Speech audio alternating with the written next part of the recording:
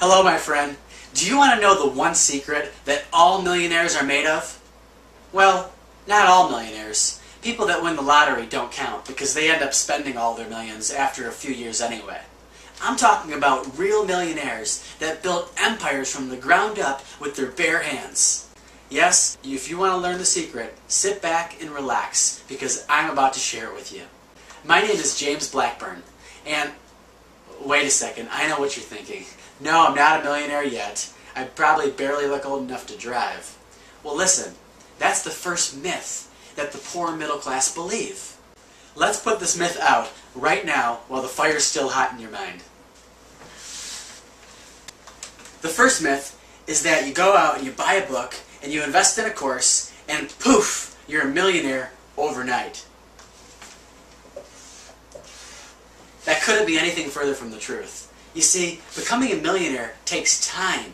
You build up your personal value that you have to offer people. You develop yourself into a leader. And that's when you will become a millionaire. So, if you want to learn the one secret that's made all millionaires, it really comes down to your understanding of this very basic principle that Robert Kiyosaki teaches in his book, The Cash Flow Quadrant. Robert says that all of us fall into one of these four quadrants, or more than one. E stands for employee, S stands for self-employed, B stands for business owner, and I stands for investor. Most of us, 99% of us, fall into either employee or self-employed. Which one are you? The employee or the self-employed? What they both have in common is that they're both trading their time for dollars.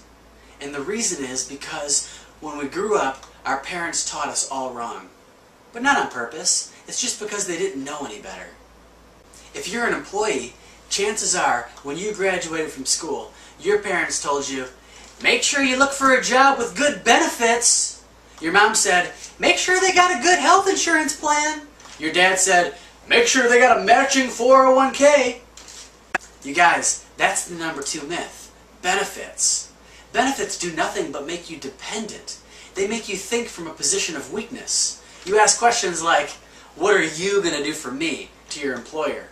When instead you should be asking independent questions like, what can I do for my employer? How can I add value to this organization and increase their revenue? When you start thinking like somebody who's independent, you take control of your financial future. You take control of your destiny. So what you end up with is a bunch of overworked people who are underpaid and dissatisfied with their jobs. People like postal workers, people that work in the hospital, teachers. Teachers especially. They get 3 months off during the summer. They got all the time in the world to enjoy life, but they're broke. So what do they end up doing? Finding a second job and then complaining that they don't have money all year. So, let's get rid of myth number 2 right now.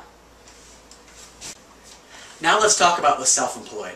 People like doctors, lawyers, psychologists, or like my uncle, a dentist. These people, they go to school for many years, they graduate with a high degree, and they're ready to make some money. Well, what happens is, they quickly find out that they're the only one that has that specialized knowledge. They can't hire a team of people that can help the client like they can. The only way they're going to make money is if they're there in the office. So, if they want to make more money, they have to work more hours. And they end up missing out on a lot of things in life, like their son's soccer game, or their daughter's beauty pageant, or even just family dinners. They end up missing out on a lot. But why? What motivated these people to go and get into this profession in the first place? It was myth number 3. Do what you love. Follow what you're passionate about and start a business. If you've ever read the book The E-Myth by Michael Gerber, Mike talks about this lady whose passion was baking pies. And she came up with this great idea to get into the pie baking business. Well, what happened was she went from baking 2 hours on Saturdays to baking 50, 60 hours a week. But not just that. She became responsible for the accounting, for building relationships with wholesalers and buying ingredients, for hiring, for making sure employees come to work on time. From something that she was extremely passionate about, she now hates. So starting a business in something that you're passionate in is not the answer to creating financial freedom. So let's put out myth number 3 now.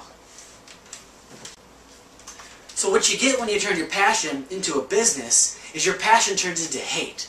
Why? Because you don't have any time. So, the employee has plenty of time, but no money. The self-employed has plenty of money, but no time. And what good is one without the other? If freedom is what you really want, you have to have time and money. And now I'm going to share with you the secret that the business owner and the investor use to create time and money that the employee and the self-employed don't know.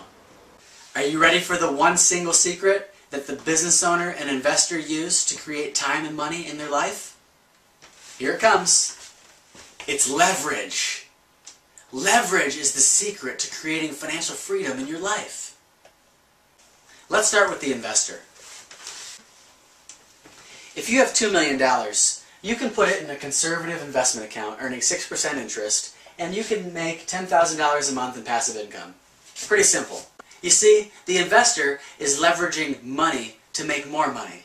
But the problem is, most of us don't have $2 million in the bank. Let's take a look at how the business owner is using leverage. You see, the business owner has learned how to leverage people.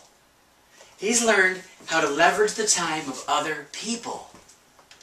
See, if you're an employee or self-employed individual, the time that you can work is limited to the time that you're awake in a day. You can only work 50, 60, maybe 70 hours before you die of exhaustion.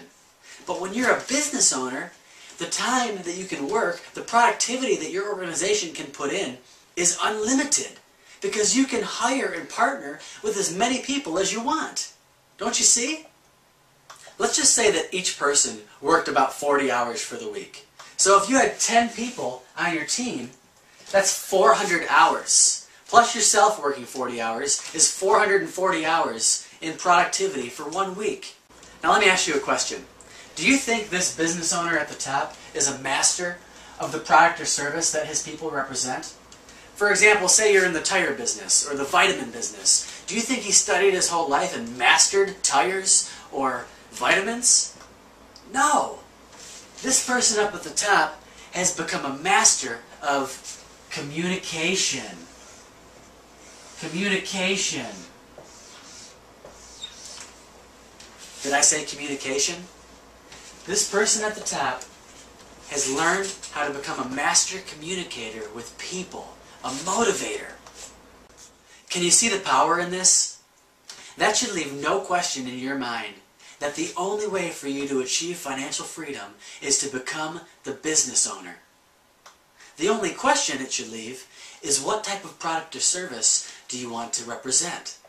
If you have 10 people that are part of your organization and they're all bringing in money into your company, does it really matter to you which product or service they're out representing as long as it fills a consumer's need and wants?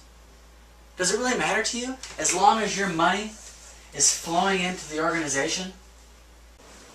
If you've built an organization that offers a product or a service that solves a problem of the consumer, and you got plenty of money flowing up to you, not only can you pay for your benefits, but you got all the time in the world to enjoy your passions. You see? Okay, let's recap. If you want to create freedom in your life, then you need to learn how to create more time, which the self-employed does not have, and more money, which the employee does not have. And the only way to do that is to become the business owner, so that you can leverage other people's time and be more productive in fewer hours, so that you have more time to enjoy your passions and do all the things that you love to do and be with the people that you love the most. Does that make sense? There should be no question in your mind any longer. You have no excuses. The only way that you will ever achieve financial freedom is if you build a business and leverage the time of other people. The only question should be, which product or service makes most sense in the environment we're in today?